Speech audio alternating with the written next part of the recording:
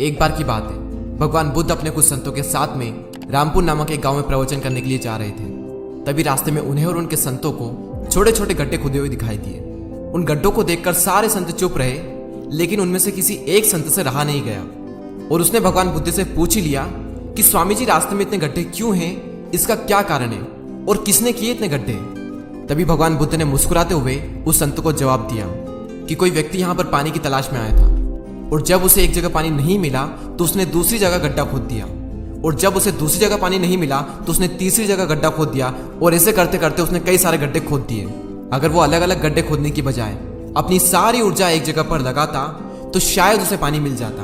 और इसीलिए ये कहा जाता है कि अलग अलग जगह अपनी ऊर्जा मत लगाओ, अपनी पूरी ऊर्जा सिर्फ एक लक्ष्य पर रखो।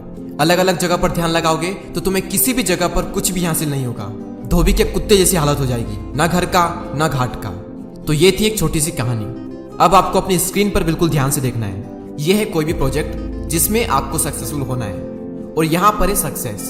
अब यहाँ पर दो तरह के लोग होते हैं, जिसमें से एक होते हैं जो किसी एक प्रोजेक्ट पर काम करते हैं, यहाँ तक पहुँचते हैं, और जब सक्सेस नहीं मिलती तो दूसरे प्रोजेक्ट को पकड़ लेते हैं, फिर उसमें अपनी एनर्जी लगाते हैं, और जब उसमें भी सक्सेस नहीं मिलती है तो तीसरी जगह पर अपनी एनर्जी को लगा देते हैं, और ऐसे करते करते उसकी सारी एनर्जी अलग अलग जगह बढ़ जाती है और किसी भी एक फील्ड में, किसी भी एक प्रोजेक्ट में उसको सक्सेस नहीं मिल पाती है। और वहीं दूसरी ओर एक तरह के लोग होते हैं जो किसी एक प्रोजेक्ट पर अपनी सारी ऊर्जा लगा देते हैं और फाइनली सक्सेस तक पहुंच जाते हैं। और सफलता आपसे यही चाहती है कि आप सारी चीजों से किनारा करके किसी एक चीज पर अपना ध्यान लगाओ, और अगर अपनी पूरी एनर्जी एक जगह लगाने के बावजूद भी आपको सक्सेस नहीं भी मिलती तो भी इट्स ओके, क्योंकि आप किसी एक काम पर फोकस करना तो सीख गए, जो कि 90% से ज्यादा लोग नहीं कर पाते। एक बार में अगर आपको सक्सेस नहीं भी मिलती तो भी दूसरी बार में तो आप सक्सेसफुल बन ही जाओगे। अगर आप कोई भी एक काम अपने पूरे प्राणों से करते हो तो आप अपनी लाइफ में कुछ भी अचीव कर सकते हो, अगर आपका फोकस एक जगह पर है तो। एक ही लाइफ में आप 50 अलग अलग काम नहीं कर सकते। लता मंगेशकर गाना गा सकती लेकिन क्रिकेट नहीं खेल सकती। सचिन तेंदुलकर ने घंटों क्रिकेट की प्रैक्टिस की। अब क्रिकेट की प्रैक्टिस के साथ साथ में वो सोचे मैं तो गिटार भी बजा लूँ, मुझे डांस भी करना है, मुझे जॉब भी करना है, मुझे बिजनेस भी करना है। तो दुनिया भर के काम तुम कर तो लोगे, लेकिन किसी भी एक चीज में तुम सक्सेसफुल नहीं बन पाओगे। अगर तुम्हें किसी एक चीज में मास्टरी को अचीव करना है तो अपना पूरा फोकस भी एक ही जगह पर लगाना होगा।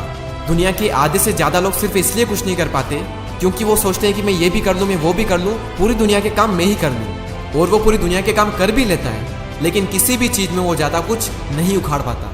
कई सारे लोग मुझसे कहते हैं कि तू अपनी फील्ड में इतना घुसा रहता है कि तुझे बाकी फील्ड का नॉलेज ही नहीं है। मैं कहता हूँ कि जब अपनी फील्ड में इतना कुछ जानने को है तो बाकी फील्ड का नॉलेज लेकर मैं क्या करूंगा।